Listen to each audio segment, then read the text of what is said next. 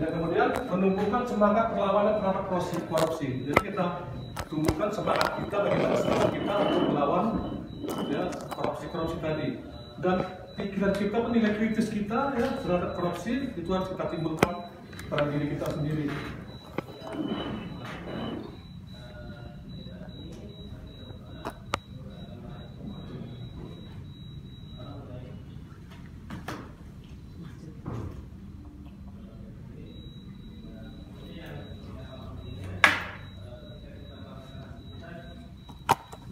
Nah, jadi sebelum kita masuk ke acara ini ya, bagaimana tadi pribadi yang integritas dan bagaimana menghubungkan sifat kritis terhadap korupsi dan bagaimana kita berhadapan dengan orang-orang sekeliling kita yang untuk bekerja.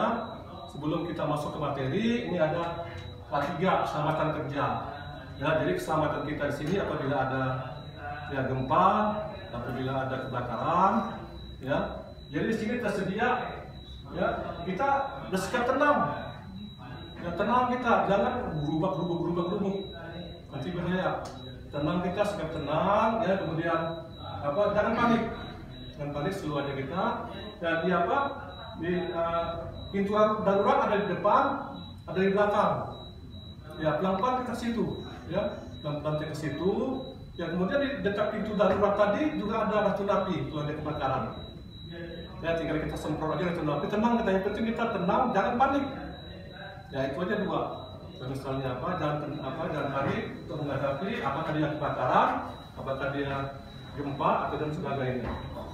Pastikan tidak tenang dan jangan berdesakan bila terjadi hal yang tidak diinginkan.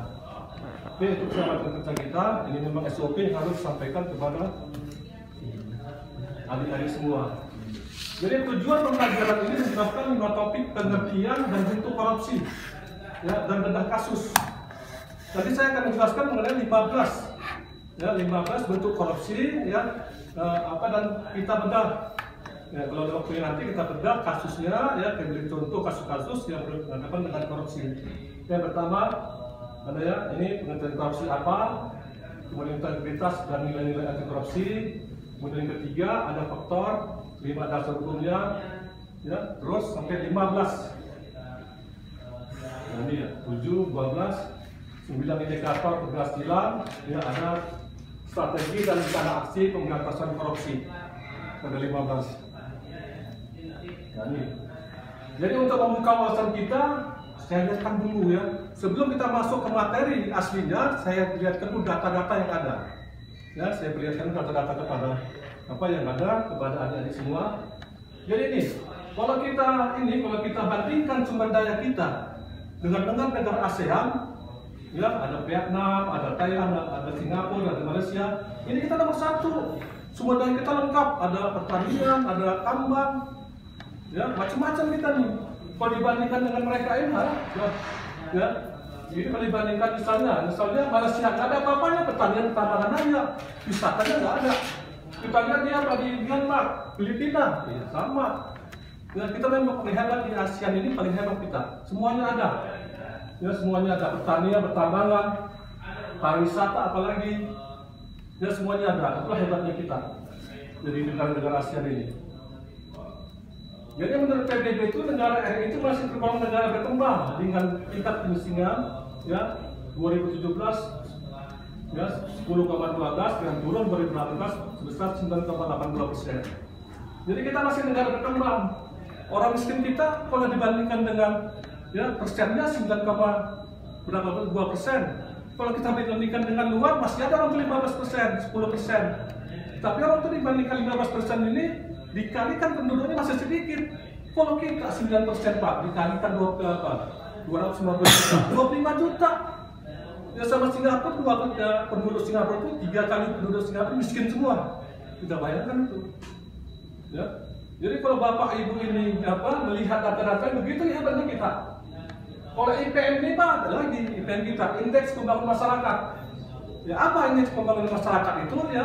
Itu dihitung berdasarkan ya, berapa pendapatan per kapita, berapa lama sekolah, berapa harapan hidup. Itu indikatornya untuk menghitung IPM tadi. Ya kita lihat, kita masih ranking kelima. Masalah penghasilan kita belanja ranking kelima kita. Ya. Rata-rata di tanah sekolah untuk menghitung IPM ini masih sekitar 7-8 tahun. Berarti dia masih tamat SMP. Begitulah hebatnya, ya, masih tamat SMP dia. Yang lainnya kita lihat tinggi-tinggi IPM-nya. Terus Singapura jangan tanya, ya Brunei jangan tanya, ya.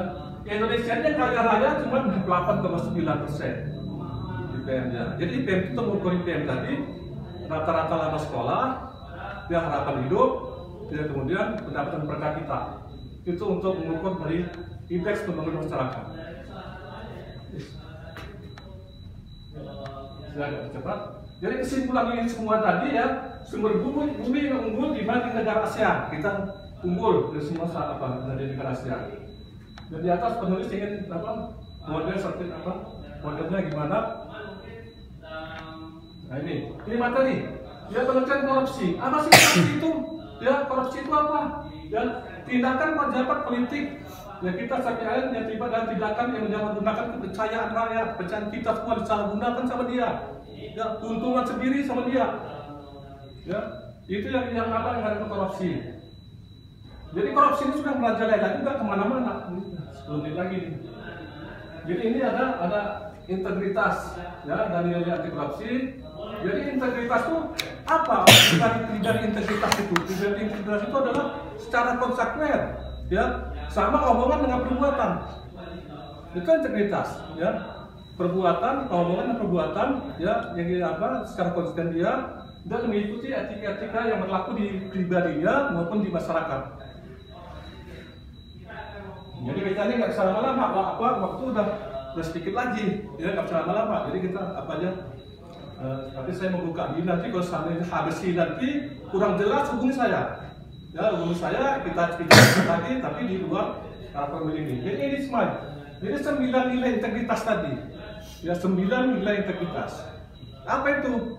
Ya yang pertama inti. Ya intinya apa itu nilai intinya? Ya jujur, disiplin, tanggung jawab. Jujurnya itu sama kami ini perlu sekali di mahasiswa ini sangat perlu. Jujur itu apa? Jujur itu jangan menyontek.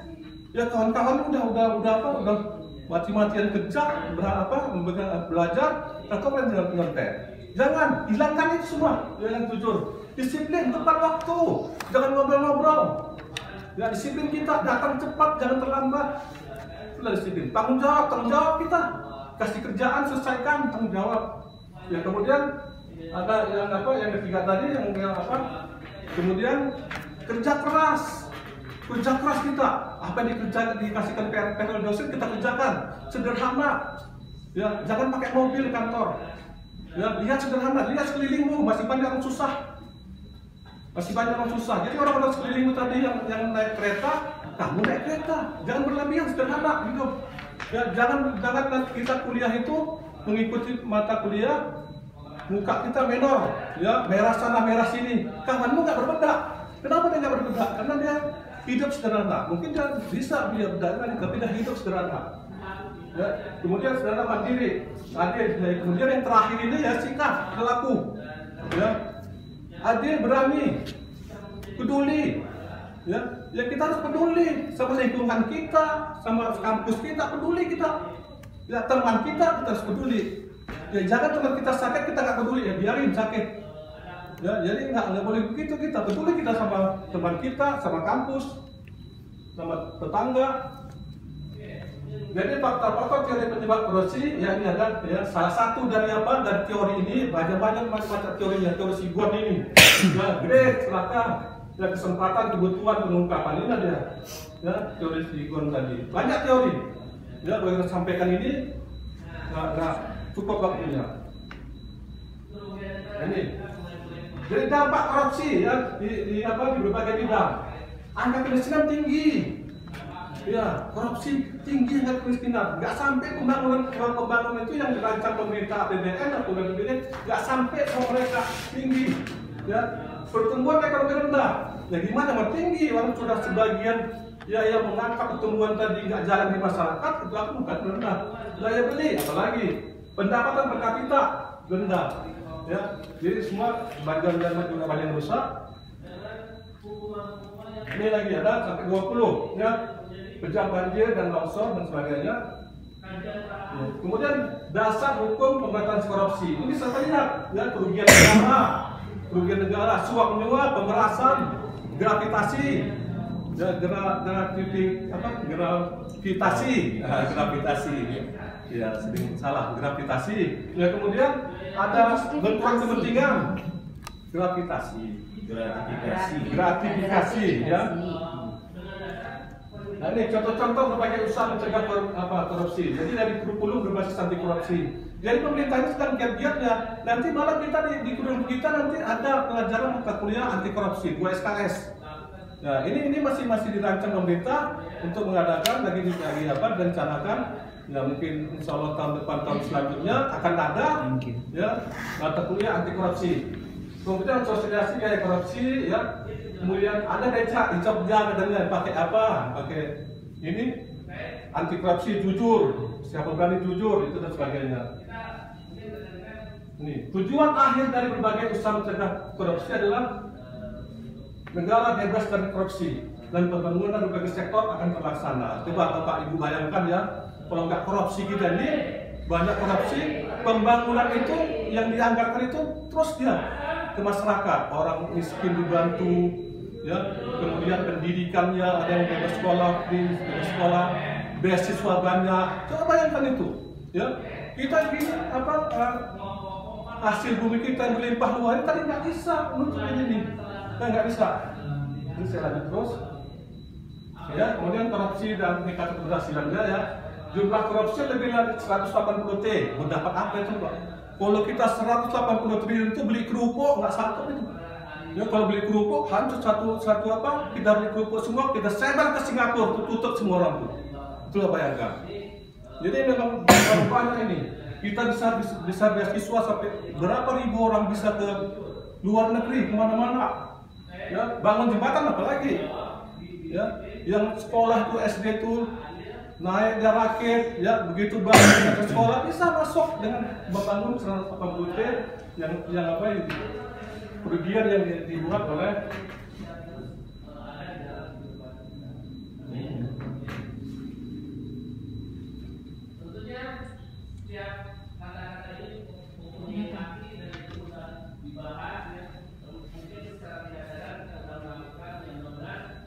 Oke, jadi ini masih apa ya? Ini K3-nya sudah tadi.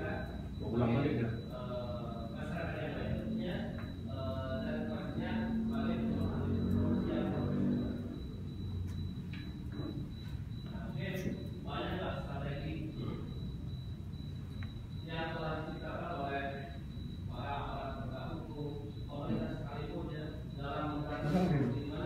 Habis?